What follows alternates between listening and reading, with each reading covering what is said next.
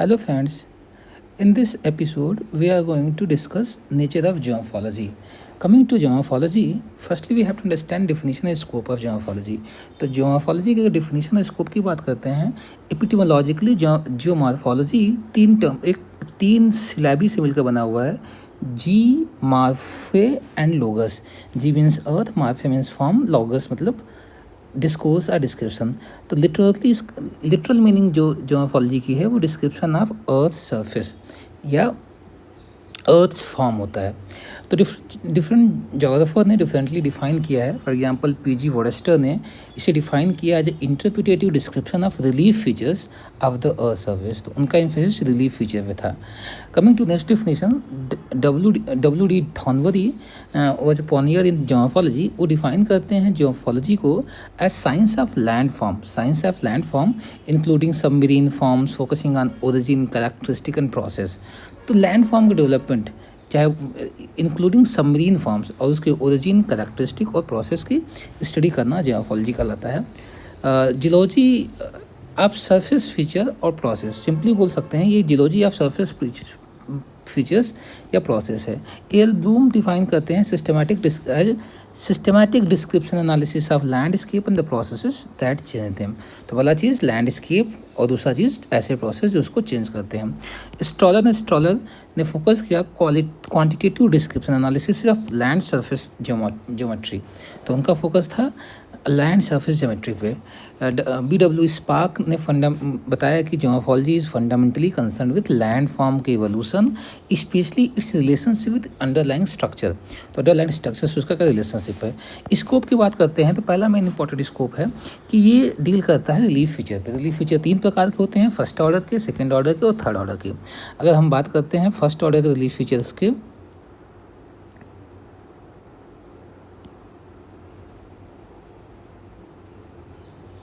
तो first order के relief features क्या क्या आते हैं. कॉन्टिनेंट और ओशन बेसिन फर्स्ट ऑर्डर में आते हैं. अगर हम सेकंड ऑर्डर के रिलीफ फीचर्स की बात करते हैं तो उसमें माउंटेन्स आते हैं, प्लेट्यू आते हैं और प्लेन्स आते हैं. फॉल्ट आते हैं, रिफ्ट वैलीज आती हैं. तो फॉल्ट और रिफ्ट वैलीज ये किस में आते हैं, सेकंड ऑर्डर में. अगर थर्ड ऑर्डर के लैंडफॉर्म की बात करते हैं तो सभी इरोजनल डिपोजिशन लैंडफॉर्म जो सेकंड ऑर्डर के ऊपर बनते हैं या जो सेकंड ऑर्डर से बनते हैं उन्हें कहा जाता है थर्ड ऑर्डर के लैंडफॉर्म. जैसे कि values, deltas, dunes and moraines. ये याद रखना है कि जो सेकंड ऑर्डर के लैंडफॉर्म होते हैं they are found by endogenic forces. तो जितने इंडोजेनिक फोर्सेस ये बने होते हैं, जबकि थर्ड ऑर्डर के लैंडफॉर्म जो होते हैं ये एक्सोजेनिक फोर्सेस से बनते हैं, exogenic forces. Coming to second scope क्या है, हम स्कोप की बात करते हैं तो सेकेंड स्कोप ये है कि ये एक इंडोजेनिक और एक्सोजेनिक फोर्सेस जो हैं उनके इंटरेक्शन की स्टडी करता है. और ये वर्क करता है डिवीजन डिक्टम. डेविस का जो डिक्टम था कि लैंडस्केप इज फंक्शन ऑफ किसका, स्ट्रक्चर, प्रोसेस एंड टाइम. तो लैंड फॉर्म किसका रिजल्ट होता है, स्ट्रक्चर, प्रोसेस एंड टाइम का. साथ ही साथ जब हम जियोमॉर्फोलॉजी की स्टडी करते हैं तो ये इसका स्कोप एक ये भी होता है कि ये केजीएच ग्रेगरी के ज्योमॉर्फिक इक्वेशन पे काम करता है. उनका मतलब किसी भी पर्टिकुलर टाइप का फॉर्म जो होता है इट इज़ रिजल्ट ऑफ या form is a function of process acting over material over time. Function of PM delta T means कि एक पीरियड ऑफ टाइम पर जो प्रोसेसेस किसी मटेरियल पर जो एक्ट करते हैं उसके रिजल्टेंट वहाँ पर फॉर्म बनते हैं. तो इस प्रकार से पहला चीज़ रिलीफ फीचर को डील करना, ये इसका स्कोप है. दूसरा चीज़ इंडोजेनिक और एक्सोजेनिक फोर्सेस के इंटरेक्शन की स्टडी करना. तीसरी चीज़ डिवीजन डिक्टम कि लैंडस्केप जो होता है वो स्ट्रक्चर, प्रोसेस और टाइम का फंक्शन होता है. और थर्डली और फोर्थली कि केजे ग्रेगरी के ज्योमॉर्फिक इक्वेशन की बात करता है. जैसे कि किसी जगह कोई फॉर्म जो होता है वो फॉर्म होता है function of process acting over material over time. अगर हम ब्रांचेस बात करते हैं तो पहला ब्रांच है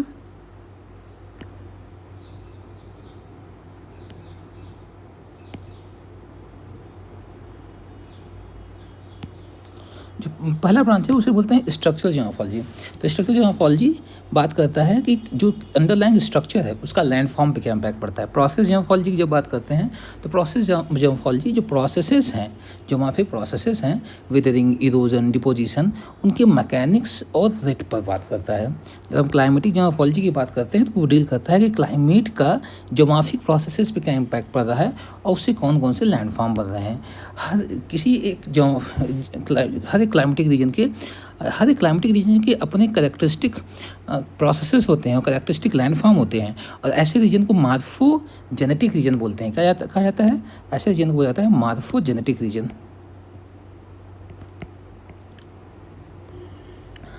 अगला है टेक्टोनिक जियोमॉर्फोलॉजी। सिंपली से लैंडफॉर्म जो क्रस्टल मूवमेंट से डेवलप होते हैं उन्हें टेक्टोनिक जियोमॉर्फोलॉजी के अंतर्गत रखा जाता है। Applied geomorphology means application of geomorphic processes and facts. Coming to next point in nature of geomorphology, पहला evolution of geomorphical thought. Geomorphological thought का इवोल्यूशन कैसे हुआ। हम जब एंशिएंट पीरियड में आते हैं तो ग्रीक्स और रोमन के कंट्रीब्यूशन इंपॉर्टेंट थे। उसमें से इंपॉर्टेंट जियोमॉर्फोलॉजिस्ट जो रहे हैं वो रहे हैं हेरोडोटस। हेरोडोटस ने नील रिवर पे डेल्टा फॉर्मेशन की बात किया और उन्होंने टर्म ही कॉइन किया था डेल्टा, और उसको बताया कि डेल्टा फॉर्मेशन का मेन कारण क्या है, सी लेवल चेंजेस है। Aristotle was also prominent geographer जिन्होंने कुछ कंट्रीब्यूशन दिया जियोमॉर्फोलॉजी में। उन्होंने स्प्रिंग पे, स्ट्रीम ओरिजिन पे, सबटेरेनियन ड्रेनेज इन लाइमस्टोन टोपोग्राफीज उस पर स्टडी किया। अगर स्ट्रैबो की बात करते हैं तो स्ट्रैबो ने एम्फेसाइज किया था अपलिफ्टमेंट ऑफ सबसिडेंस पे, सी लेवल चेंजेस, साथ ही साथ डिफरेंशियल इरोजन, इन सब चीज़ों पर इनका काम था। अगर सिनेका एक इम्पॉर्टेंट जियोमॉर्फोलॉजिस्ट थे, उन्होंने जो नदियों में ग्रेजुअल इरोजन होता है उसको नोट किया। डार्क एज या मेडिवल एज आता है फिर एंशिएंट के बाद, उसमें लिमिटेड प्रोग्रेस देखा जाता है। इसमें एक अरब जियोमॉर्फोलॉजिस्ट थे जिन्हें एवेसिना ने, उन्होंने माउंटेन को कैटेगराइज किया था on the basis of origin. तो इन्होंने दो प्रकार के माउंटेन बताए थे, एक अपलिफ्टेड माउंटेन जो अपलिफ्टेंस बनते हैं, दूसरे वाटर इरोजन माउंटेन। रेनेसां की बात करते हैं तो रेनेसां पीरियड में लियोनार्डो डा विंसी का इम्पोर्टेंट योगदान रहा है। उन्होंने वैलीज़ को रिकॉग्नाइज़ किया। उन्होंने रिकॉग्नाइज़ किया वैलीज़ जो होती हैं वो जो वैलीज़ होती हैं they are found by streams, और इन्होंने ये भी देखा कि जो सी लेवल चेंजेस होते हैं उनके क्या इम्पैक्ट देखे गए हैं रिवर पे, उस चीज़ को भी एनालाइज किया। प्री हटन पीरियड जो था वो प्री हटन के पहले का जो पीरियड था, it was dominated by catastrophic ideas या कैटास्ट्रॉफिज्म। उनका ये मानना था कि अर्थ पे जो रिलीफ फीचर्स होते हैं वो किसी लॉन्ग ड्यूरेशनल प्रोसेस से नहीं डेवलप होते हैं, बल्कि ये सडन और वायलेंट इवेंट से डेवलप होते हैं। जबकि हटन के बाद से एक नया मॉडर्न साइंटिफिक जियोमॉर्फोलॉजी की शुरुआत होती है। अगर हम हटन की बात करते हैं, Hutton was a prominent geomorphologist, that's why he is also called father of modern geology या जियोमॉर्फोलॉजी। उनका कंसेप्ट था कंसेप्ट ऑफ यूनिफॉर्मिटेरियनिज्म। उन्होंने एक रूपतावाद का सिद्धांत दिया। उनका एक रूपतावाद सिद्धांत जो है उसका एक की मैक्सिम है कि प्रेजेंट इज़ की टू द पास्ट। इनका ये मानना था कि जो प्रेजेंट टाइम है ये पास्ट के लिए की है, मीन्स जो प्रेजेंट प्रोसेसेस और लैंडफॉर्म है इनकी स्टडी करके हम पास्ट को रिकंस्ट्रक्ट कर सकते हैं। तो इनका ये मानना था कि सेम जियोमॉर्फिक प्रोसेस जो हैं जो आज ऑपरेट हो रहे हैं ये through out the geological history या जियोलॉजिकल टाइम पीरियड वो ऑपरेट हो रहे हैं, बस उनकी इंटेंसिटी में कहीं ना कहीं वेरिएशन रहा है। तो इस प्रकार से इन्होंने एक साइक्लिक नेचर ऑफ अर्थ दिया। इनका ये मानना था कि अर्थ सरफेस जो होता है उसमें पहले अपलिफ्टमेंट होता है, फिर इरोजन होता है, फिर डिपोजिशन होता है, फिर कंसोलिडेशन होता है, फिर रीअपलिफ्टमेंट होता है। तो इस प्रकार से एक साइकिल बताया किस चीज़ का, अपलिफ्टमेंट का, फिर जब अपलिफ्टमेंट हो जाएगा तो इरोजन स्टार्ट हो जाएगा, फिर इरोजन स्टार्ट हो जाएगा तो डिपोजिशन स्टार्ट हो जाएगा। जब डिपोजिशन के बाद क्या होता है, कंसोलिडेशन होता है, कंसोलिडेशन के बाद रीअपलिफ्टमेंट स्टार्ट होता है। तो इस प्रकार से अर्थ की हिस्ट्री पूरी एक साइक्लिक नेचर की है। इन्होंने किताब लिखी थी, इस किताब का नाम था थ्योरी ऑफ अर्थ, जो 1785 और 1795, इसमें कंफ्यूजन है कहाँ पर है, इसी के बीच में कहीं पर लिखी गई थी। अगले इंपॉर्टेंट जो जियोमॉर्फोलॉजिस्ट हैं उनका नाम है जॉन प्लेफेयर। जॉन प्लेफेयर ने हटन के आइडिया को और इलुसिडेट किया, उस पर इलुसिडेशन किया और उन्होंने एक किताब लिखी। किताब का नाम था illustrations of Huttonian theory of earth, जो 1802 में पब्लिश हुई। और इन्होंने कुछ नोटेड वर्क किया रिवर वैलीज़ पे। उनका मानना था कि रिवर वैलीज़ जो होती हैं वो प्रोपोर्शनल होती हैं अपने स्ट्रीम जो उसको बनाती हैं। तो इसे प्लेफेयर का लॉ भी कहा जाता है। प्लेफेयर का लॉ क्या है, इनका ये मानना है कि जो रिवर वैलीज़ होती है वो प्रोपोर्शनल टू देयर स्ट्रीम्स होती हैं जो उसको बनाती हैं।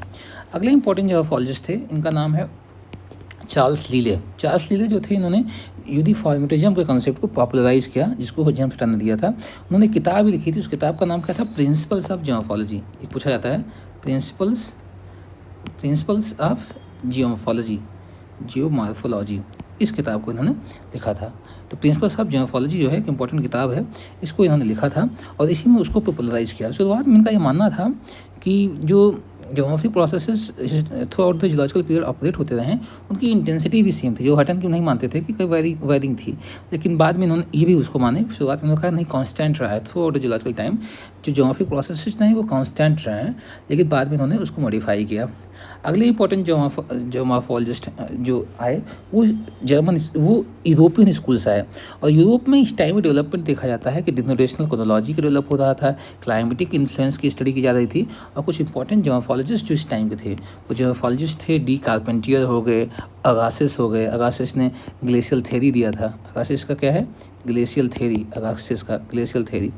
नेक्स्ट हम आते हैं अमेरिकन स्कूल पे। अमेरिकन स्कूल को गोल्डन एज भी कहा जाता है जियोमॉर्फोलॉजी का, और अगर स्पेशली वो पीरियड जो लेट 19th और अर्ली 20th सेंचुरी का था, क्योंकि ये जो एज था इसमें ऐसा देखा जा रहा था कि अमेरिका का वेस्टवर्ड एक्सपेंशन हो रहा था, और उसके प्रोग्रेशन में नए नए जियोमॉर्फिक आइडियाज़ कंसेप्ट मतलब बैकग्राउंड में आए या कंसेप्ट एग्जिस्टेंस में आए।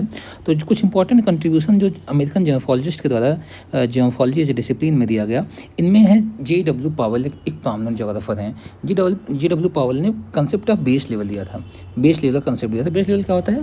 बेस लेवल वही लेवल होता है जहाँ तक नदियाँ वर्टिकल वैली डीपनिंग करती हैं, और बाद में इसी के आधार पर उन्होंने क्लासिफिकेशन ऑफ रिवर वैलीज दिया, और इन्होंने 3 प्रकार की रिवर वैलीज़ की बात किया कि एंटीसीडेंट रिवर वैलीज, ऐसी रिवर वैलीज जो किसी भी लैंडफॉर्म के डेवलपमेंट के पहले एग्जिस्टिंग रही हैं। तो लैंडफॉर्म जो डेवलप होते हैं वो रिवर के कोर्स में कोई चेंज नहीं लाते हैं, ज़्यादा लैंडफॉर्म मॉडिफाई हो जाते हैं रिवर इटसेल्फ द्वारा। तो उससे सुपर इम्पोज्ड लैंडफॉर्म रिवर की बात किया। सुपर इम्पोज्ड रिवर्स वही होती हैं जो पहले एग्जिस्ट किया करती थी, बाद में चूँकि टेक्टोनिक या अदर कस्टल अपहीवल के कारण अपना कोर्स या अपने चैनल को लॉस्ट कर जाती हैं, but over the time they retake their original position, उसे सुपर इम्पोज्ड बोला जाता है। कंसिक्वेंट क्या होते हैं? ऐसे रिवर वैलीज जो स्लोप को फॉलो करते हैं उन्हें कंसिक्वेंट कहा जाता है। तो इस प्रकार J.W. पावेल ने 2 कंसेप्ट दिया था। पहला कंसेप्ट था बेस लेवल का, और दूसरा कंसेप्ट था टाइपोलॉजी या क्लासिफिकेशन ऑफ रिवर वैलीज। अगले इंपॉर्टेंट जियोमॉर्फोलॉजिस्ट थे अमेरिका के J.K. गिलबर्ट का एक इंपॉर्टेंट कई कंट्रीब्यूशंस थे। इन्होंने डायनेमिक इक्विलिब्रियम की बात किया। मीन्स जो लैंडफॉर्म डेवलपमेंट होता है उसमें एक डायनेमिक इक्विलिब्रियम होता है, और इसके अलावा इन्होंने क्वालिटेटिव मेथड्स यूज़ किए जियोमॉर्फोलॉजी के एनालिसिस में। लाज of uniform slope, structure and divide दिया, और कंसेप्ट ऑफ ग्रेड इंट्रोड्यूस किया इन रिवर या फ्लूवियल मॉर्फोलॉजी में। नेक्स्ट इंपॉर्टेंट कंट्रीब्यूशन जो दिया गया वो कंट्रीब्यूशन था C.E. हटन का। C.E. हटन ने टर्म आइसोस्टेसी कॉइन किया था। Isostasy is nothing but mechanical balance of earth के जो up standing and depressed portions हैं। फिर W.M. डेविस एक इम्पॉर्टेंट एंड प्रोमिनेंट जियोमॉर्फोलॉजिस्ट थे अमेरिका के। इन्होंने जियोग्राफिकल साइकिल दिया, एक लैंडफॉर्म इवोल्यूशन का मॉडल दिया या साइकिल ऑफ इरोजन का कंसेप्ट दिया, जहाँ पर बताया कि किसी भी पर्टिकुलर प्लेस पे जो लैंडफॉर्म डेवलपमेंट होता है वो कई स्टेजेस से एक इवोल्यूशनरी स्टेज यूथ, मैच्योर और ओल्ड से गो थ्रू करता है। और कंसेप्ट ऑफ पेनिप्लेन भी दिया अपने जियोग्राफिकल साइकिल में ही। और डिवीजन ट्रायो सिग्निफिकेंट रहे हैं, जैसे उनका ये मानना था कि किसी जगह पर लैंडफॉर्म डेवलपमेंट जो होता है it is a function of structure, process and time. और ये हाईली इन्फ्लुएंशियल मॉडल रहा, जिसको लेटर ऑन क्रिटिसाइज किया गया जर्मन स्कूल द्वारा। और मुझे जर्मन जियोमॉर्फोलॉजिस्ट जिन्होंने क्रिटिसाइज किया he was Walter Penck. Walter Penck ने एक अल्टरनेटिव थ्योरी दी डेविस का। उस थ्योरी या एनालिसिस को कहा गया मॉर्फोलॉजिकल एनालिसिस। इनका ये फोकस था कि कैसे लैंडफॉर्म डेवलपमेंट में अपलिफ्टमेंट और डिनोटेशन के जो रेट होते हैं उनका अपना रिलेशनशिप इंपॉर्टेंट रोल प्ले करता है, और रोल प्ले करता है साथ ही साथ स्लोप डिसाइड करता है। इस प्रकार से इन्होंने एक थ्योरी भी दी थी स्लोप रिप्लेसमेंट की थ्योरी। इनका जो थ्योरी था स्लोप रिप्लेसमेंट की थ्योरी थी। इनका ये मानना था किसी भी जगह पर जो जोग्राफिक प्रोसेसेस होते हैं, जोग्राफिक प्रोसेसेस क्या करते हैं कि पर्टिकुलर टाइम वन पे अगर किसी भी जगह पर एक टाइप का स्लोप है T1 टाइप पे, तो T2 टाइप पे वो स्लोप फुल्ली रिप्लेस हो जाएगा एक डिफरेंट टाइप के स्लोप से। हम लोग ये थ्योरी डिटेल से देखेंगे कि स्लोप रिप्लेसमेंट थ्योरी क्या थी और कैसे ऑपरेट करती है। तो इस प्रकार से ये कंट्रीब्यूशन था वॉल्टर पिंक का। 20th सेंचुरी में different streams of geomorphology emerge हो गए आते हैं, जैसे क्लाइमेट जियोमॉर्फोलॉजी। क्लाइमेट एक कंट्रोल फैक्टर वर्क करता है किसी पर्टिकुलर पर लैंडफॉर्म प्रोसेसेस और लैंडफॉर्म डेवलपमेंट पे। तो इसमें इंपॉर्टेंट जोग्राफर या जियोमॉर्फोलॉजिस्ट रहे हैं जे वुडन ने, एल.सी. पेल्टियर ने कंट्रीब्यूशन दिया और जे टिकार्ट ने। तो ये 3 इंपॉर्टेंट जियोमॉर्फोलॉजिस्ट थे जिन्होंने क्लाइमेटिक जियोमॉर्फोलॉजी में काफ़ी काम किया। अगला इंपॉर्टेंट जियोमॉर्फोलॉजी जो है वो है क्वांटिटी रिलेशन का इंट्रोडक्शन हुआ, और आर.ई. हटन सबसे पहले इंपॉर्टेंट कंट्रीब्यूशन दिया क्वांटिटी रिलेशन में, स्पेशली इन जियोमॉर्फोलॉजी। उन्होंने मार्फोमेट्रिक एनालिसिस की शुरुआत की। ए.एन. स्ट्रॉलर भी एक प्रोमिनेंट जियोमॉर्फोलॉजिस्ट थे जिन्होंने मार्फोमेट्रिक एनालिसिस पे काफ़ी काम किया। लेटर में ये देखा जाता है कि चीज़ें फॉर्म से ज़्यादा प्रोसेस पे फोकस किया जाने लगा, प्रोसेस पे ज़्यादा फोकस किया गया। डायनामिक इक्विलिब्रियम थ्योरीज दी गई या थ्योरी दिया गया पोस्ट 1950।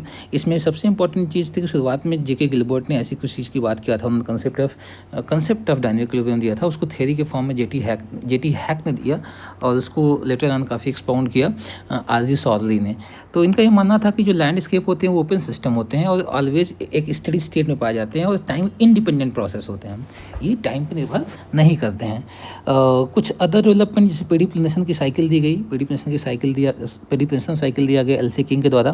तो इन्होंने अफ्रीका के रीजन की स्टडी किया और वहाँ पर बताया कि कैसे लैंडफॉर्म का डेवलपमेंट होता है, और उस लैंडफॉर्म के लैंडफॉर्म डेवलपमेंट में कुछ एलिमेंट की बात की, जैसे स्कार्प रिट्रीट की बात किया, पेडिमेंट फॉर्मेशन की बात किया, पेडिप्लेन एक टर्म कॉइन किया इन्होंने। तो इस प्रकार से इनकी ये थ्योरी है, इनका एक साइकिल बड़ा प्रोमिनेंट रहा है, जिसका एक इम्पॉर्टेंट रोल रहा है जियोमॉर्फोलॉजी की स्टडी में। अगली होता है कि हम देखते हैं कि लेटर ऑन प्रोसेस जियोमॉर्फोलॉजी का इमर्जेंस होता है। इसका मेन फोकस था कि करेंट जियोमॉर्फिक प्रोसेस जो ऑपरेट कर रहे हैं उसके मैकेनिक्स और उसके रिट को समझना, और कहीं ना कहीं प्रोसेस जियोमॉर्फोलॉजी का ही रिजल्ट था माइक्रो जियोमॉर्फोलॉजी, किसी एक पर्टिकुलर छोटे से रीजन में जियोमॉर्फिक प्रोसेसेस और उनके रिजल्टेंट लैंडफॉर्म की स्टडी करना। अप्लाइड जियोमॉर्फोलॉजी ग्रोइंग इंपॉर्टेंस लिया, specially in terms of environment management, hazard assessment. तो these were some important timelines जिसमें जियोमॉर्फोलॉजी डिसिप्लिन इस्टेब्लिश होती है और एक्सपैंड करती है। कुछ इंपॉर्टेंट इंडियन जोग्राफर भी रहे हैं या फिर प्लेस इंडिया का भी रहा है in understanding and developing geomorphology as a discipline. तो अगर हम बात करते हैं कि इंडिया में क्या डेवलपमेंट रहा है, तो इंडिया की डेवलपमेंट बात करते हैं सिस्टमेटिक स्टडी जो होती है काफ़ी बाद में यहाँ पे शुरुआत होती है। जो प्रोमिनेंट जियोग्राफर थे या जियोमॉर्फोलॉजिस्ट थे, एक डी.एन. वाडिया थे, उन्होंने हिमालयन जियोलॉजी पे काफ़ी काम किया, और फिर एस.सी. चटर्जी उन्होंने डेक्कन ट्रैप पे काम किया, और एस.पी. चटर्जी जो थे इन्होंने मेघालयन प्लेट्यू की इरोजनल सर्फेसेस को आइडेंटिफाई किया। तो 3 पॉनियर्स थे। 3 पॉनियर कौन कौन थे? एक डी.एन. वाडिया थे, और दूसरे एस.सी. चटर्जी, और तीसरे एस.पी. चटर्जी। देवर 2 चटर्जीज और DN. Wadia. Significant contribution later on जो और भी किए गए तो इंपॉर्टेंट हैं आर.पी. सिंह हो गए, ई. अहमद, आर.एल. सिंह, सविंदर सिंह और भी लोग। तो आर.पी. सिंह ने काम किया था रांची के प्लेटू पर, पेनिनसुलर इंडिया पर, और इरोजनल सर्फेसेस को आइडेंटिफाई किया था इन जगहों पर। तो रांची के प्लेटू और पेनिनसुलर इंडिया पे आर.पी. सिंह ने इरोजनल सर्फेस को आइडेंटिफाई किया। ई. अहमद ने पेनिनसुलर इंडिया की जियोमॉर्फोलॉजी और हिमालयन रीजन पे की जियोमॉर्फोलॉजी पर काम किया। आर.एल. सिंह ने क्या किया था, इन्होंने morphometric analysis based on topo maps produce किया था डिफरेंट रीजन्स का। सविंदर सिंह ने काफ़ी कंट्रीब्यूशन दिया, specially in area fluvial geomorphology, environmental geomorphology, applied geomorphology. ठीक है। अदर इंपॉर्टेंट जो जियोमॉर्फोलॉजिस्ट रहे हैं, एम.के. बंदोपाध्याय, उन्होंने सुपर्णरेखा बेसिन पर काफ़ी एक्सटेंसिव काम किया। अनिल कुमार डे हो गया, क्वांटिटेटिव मेथड पे अच्छा काम किया। आर.के. दीक्षित हो गए, उन्होंने महाराष्ट्र पे काम किया। फिर वी.एस. के काले हो गए, इन्होंने फ्यूल सिस्टम और पैलियो फ्लड पे काम किया। तो अदर वर्क्स इंक्लूड करता है रीजनल स्टडी। जो इंपॉर्टेंट वर्क्स हैं जियोमॉर्फोलॉजी में थे वो रीजनल स्टडीज़ थे, रीजनल सर्फेस आइडेंटिफिकेशन हो गया, मार्फोमेट्रिक एनालिसिस हो गया, प्रोसेस स्टडीज़ हो गया, अप्लाइड एस्पेक्ट हो गया। Let's understand system concept in geomorphology. हम जियोमॉर्फोलॉजी में सिस्टम कंसेप्ट की बात करते हैं तो सिस्टम कंसेप्ट बताते हैं। तो सिस्टम कंसेप्ट ये बात करता है कि कैसे हम एक जियोमॉर्फिक यूनिट को एक सिस्टम के फॉर्म में देख सकते हैं। तो सिस्टम क्या होता है? सिस्टम एक set of inter related component होता है, उनके एट्रीब्यूट जो फ्लो ऑफ मैटर और एनर्जी से जो लिंक्ड होते हैं, फ्लो ऑफ मैटर और एनर्जी से। कितने टाइप के सिस्टम होते हैं? हम सिस्टम की बात करते हैं, 3 मेजर टाइप के सिस्टम होते हैं। एक आइसोलेटेड सिस्टम होते हैं, जो थ्योरेटिकल नेचर होता है, एग्जिस्ट नहीं करता है, ये थ्योरेटिकल होता है। इसमें क्या होता है कि न मैटर न एनर्जी दोनों सराउंडिंग से एक्सचेंज नहीं हो पाती है। मीन्स सराउंडिंग से न मैटर न एनर्जी दोनों का एक्सचेंज नहीं होता है। क्लोज सिस्टम इसमें क्या होता है कि इसमें एनर्जी का एक्सचेंज तो हो जाता है लेकिन मैटर का एक्सचेंज नहीं होता। अर्थ एक एग्जाम्पल है। अर्थ को एज ए होल जब स्टडी करते हैं तो वो क्या है, ये क्लोज सिस्टम की बात करता है। और डिवीजन साइकिल कंसेप्चुअली जो है वो एक क्लोज सिस्टम है, टाइम बाउंड। और ये जनरली क्या होते हैं, जो क्लोज सिस्टम टाइम बाउंड होते हैं, एक पर्टिकुलर टाइम में ये क्या होते हैं कि इंट्रोपी या फिर इक्विलिब्रियम अचीव कर लेते हैं। तो इक्विलिब्रियम का इनका स्टेज आता है और अचीव कर लेते हैं, और टाइम फिर वहीं से क्या होता है कि सिस्टम क्लोज हो जाता है या मीन प्रोसेस एंड हो जाता है। तो ये क्लोज सिस्टम की बात करता है। ओपन सिस्टम क्या होता है, इसमें इनका ये मानना होता है कि एक्सचेंज ऑफ बोथ एनर्जी और मैटर दोनों का एक्सचेंज होता है।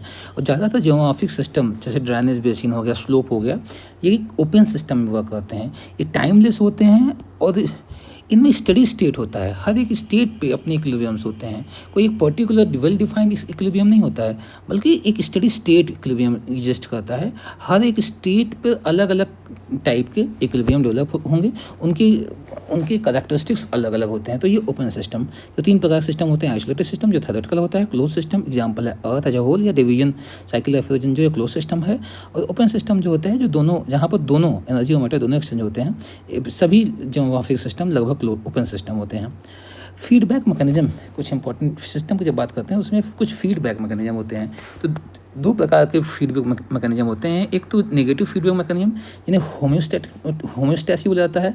तो ये क्या करता है, कोई मान लीजिए कोई पर्टिकुलर प्रोसेस कहीं से शुरुआत होता है तो उसमें इंट्रोपी मीन्स डिस्टर्बेंस आने के बाद क्या होता है, उसमें ऐसे मैकेनिज्म्स होते हैं कि वो बैक टू नॉर्मल पे ला देते हैं, उसे होम्योस्टैसी बोलते हैं। ये काउंटरैक्ट, जो इनिशियल चेंजेस होते हैं उनको काउंटरैक्ट करते हैं, स्टेबिलिटी को प्रमोट करते हैं और एक स्टडी स्टेट को ले जाते हैं। जबकि पॉजिटिव फीडबैक जो होते हैं वो कंटिन्यूस ये क्या करते हैं, इनिशियल चेंजेस को एम्पलीफाई करते हैं और इंस्टेबिलिटी को लीड करते हैं, जिससे क्या होता है एक नया स्टेट आता है, एक नया स्टेट इटसेल्फ आ जाता है। तो हम बात करते हैं कि इक्विलिब्रियम कितने टाइप होते हैं। इक्विलिब्रियम जो होते हैं लगभग 5 टाइप होते हैं। एक static equilibrium, stable equilibrium, unstable equilibrium, steady state equilibrium और dynamic meta stable equilibrium. Static equilibrium क्या होते हैं, ये सिस्टम अनचेंजिंग होते हैं ओवर द टाइम, ये कांस्टेंट सिस्टम होता है, इसमें कोई चेंज नहीं होता है। एक इक्विलिब्रियम सेट होता है, इट्स कीप ऑन गोइंग, उसमें कोई चेंज नहीं होता है। स्टेबल इक्विलिब्रियम क्या होते हैं, इनमें क्या होता है कि इनमें टेंडेंसी टू डिस्टर्ब होती है, लेकिन दे हैव प्रोमिनेंट टेंडेंसी कि अपने बैक टू नॉर्मल पे आ जाते हैं, ओरिजिनल स्टेट जो होता है उस पे आ जाते हैं। एक माइनर चेंज आता है, माइनर चेंज के बाद वो अपने ओरिजिनल स्टेट पे सिस्टम रिटर्न हो जाता है। अनस्टेबल इक्विलिब्रियम क्या होते हैं, इसमें सिस्टम क्या होता है, एक स्टेट से दूसरे स्टेट पर अगर एक चेंज हुआ, एक कोई इनिशियल ट्रिगर स्टार्ट होता है या कोई माइनर डिस्टर्बेंस से क्या होता है, जो सिस्टम होता है कि एक स्टेट से किसी दूसरे स्टेट में चला जाता है, या एक इक्विलिब्रियम से किसी दूसरे डिफरेंट इक्विलिब्रियम में चला जाता है। स्टेडी स्टेट इक्विलिब्रियम क्या होता है, इन्हें डायनेमिक इक्विलिब्रियम भी कहा जाता है। स्टेडी स्टेट इक्विलिब्रियम को डायनेमिक इक्विलिब्रियम कहता है। इसमें सिस्टम क्या होता है, फ्लक्चुएट करता है कांस्टेंट एवरेज कंडीशन के, कोई कांस्टेंट एवरेज कंडीशन है उसके अराउंड फ्लक्चुएट करता है।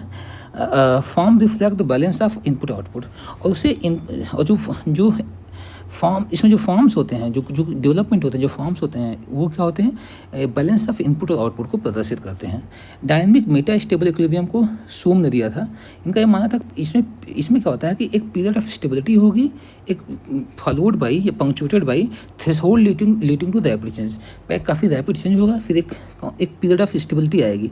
मीन्स इस प्रकार कुछ कि पहले इंस्टेबिलिटी आई, फिर एक पीरियड ऑफ स्टेबिलिटी आएगी, फिर चेंज आएगी। इसमें एपिसोडल होता है, इसे बोला जाता है एपिसोडल। तो इन्हें बोल सकते हैं एपिसोडल इक्विलिब्रियम भी बोल सकते हैं। इसमें क्या होगा कि एक स्टेबिलिटी का पीरियड होगा, एक पीरियड ऑफ स्टेबिलिटी होगा, फिर उसको क्या होगा कि रैपिड चेंज स्टार्ट हो जाएंगे। तो इस प्रकार से ये 5 प्रकार के इक्विलिब्रियम्स होते हैं।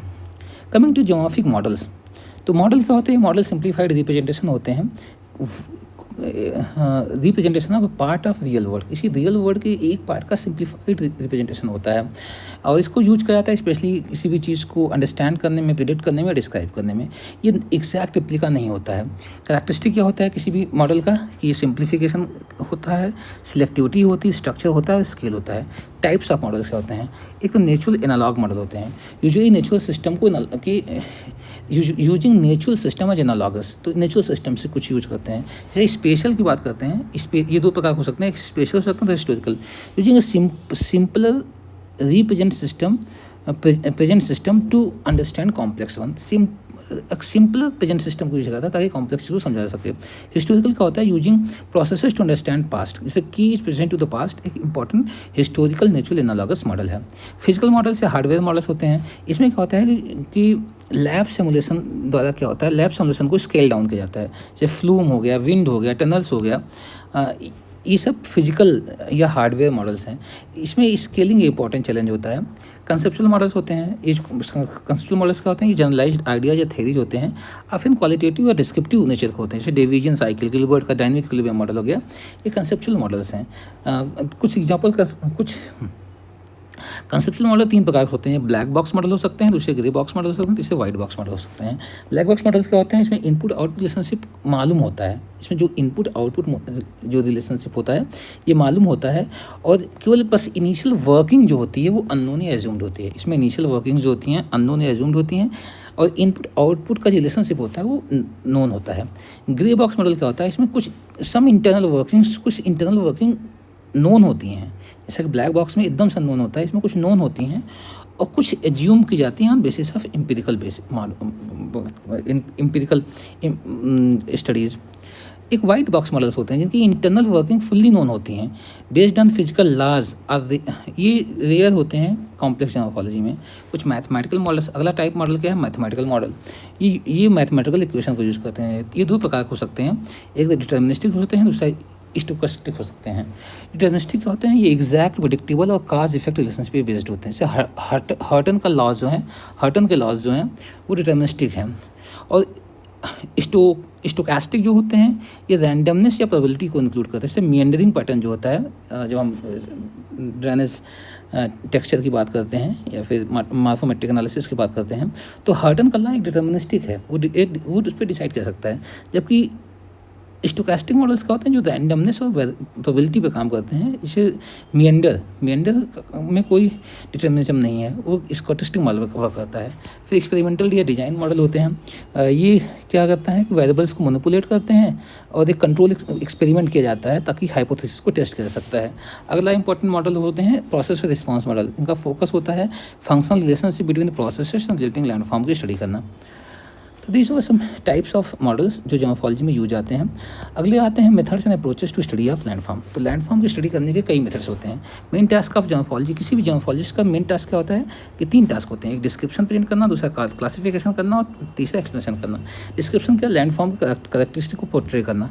तो डिस्क्रिप्शन सब्जेक्टिव हो सकता है, जेनेटिक हो सकता है, ऑब्जेक्टिव या क्वांटिटेटिव हो सकता है। सब्जेक्टिव हो सकता है, सब्जेक्टिव कैसे होते हैं, जो क्वालिटेटिव या बेस्ड ऑन परसेप्शन होते हैं। जेनेटिक कैसे हो सकते हैं, बेस्ड ऑन ओरिजिन और स्टेट के बेसिस, जैसे डिवीजन मॉडल जो है।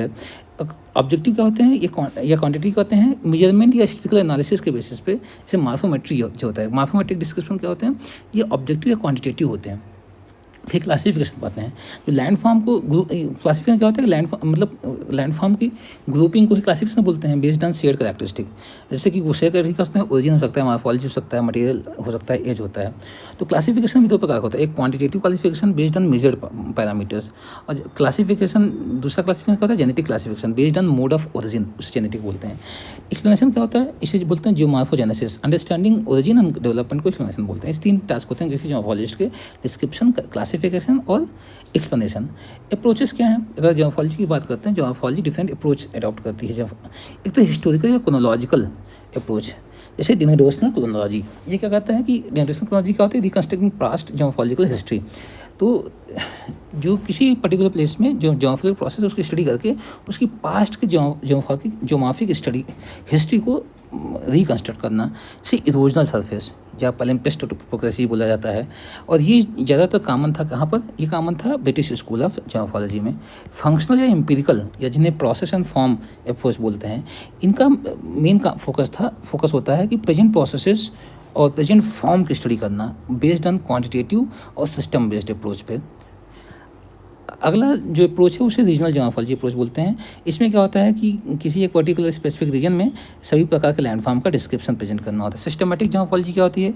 स्टडी ऑफ स्पेसिफिक लैंडफॉर्म या प्रोसेस जो अर्थ के सर्फेस पे अकर करते हैं। एक स्ट्रक्चर फॉर्म अप्रोच होता है। स्ट्रक्चर फॉर्म अप्रोच क्या होता है? ये एम्फसाइज करता है कि जो जियोलॉजिकल स्ट्रक्चर है उसका फॉर्म पे क्या इम्पैक्ट पड़ता है। क्लाइमेट जियोमॉर्फोलॉजी अप्रोच हो गया, इसका एम्फेसिस होता है क्लाइमेट को स्टडी करना, अच्छा control on process and form. तो दीज आर सम अप्रोचेस जो जियोमॉर्फोलॉजी अप्लाई करती है। अगला पॉइंट है रिसर्च मेथड की बात करते हैं कि तो रिसर्च मेथड 4 प्रकार के हो सकते हैं। एक फील्ड रिसर्च हो सकता है जो डायरेक्ट ऑब्जर्वेशन या मेजरमेंट और मैपिंग। लैबोरेटरी रिसर्च हो सकती है, एक्सपेरिमेंट एनालिसिस ऑफ सैंपल करना। ऑफिस रिसर्च हो सकता है, मैप, एयर फोटो, सैटेलाइट की एनालिसिस और लिटरेचर रिव्यू करना। थ्योरेटिकल रिसर्च हो सकता है जिस पे हम डेवलप करते हैं मॉडल्स और theories. Methods of analysis, analysis के 3 मेथड्स होते हैं, एक इंडक्टिव, डिडक्टिव और एनालिटिकल। इंडक्टिव मेथड क्या होता है? ऑब्जर्वेशन करता है पहले, फिर हाइपोथेसिस या जनरलाइजेशन, हाइपोथेसिस मेकिंग या जनरलाइजेशन होता है। डिडक्टिव मॉडल्स क्या होते हैं? ये होते हैं हाइपोथेसिस लेते हैं, उनकी ऑब्जर्वेशन या टेस्टिंग करते हैं। एनालिटिकल मेथड क्या होते हैं? मल्टीपल अल्टरनेटिव हाइपोथेसिस डेवलप की जाती हैं, उनकी टेस्टिंग की जाती है, उसमें से बेस्ट ऑफ सिलेक्ट किया जाता है। तो this was all nature of geomorphology. Next episode में हम लोग कुछ और देखते हैं। Thank you so much.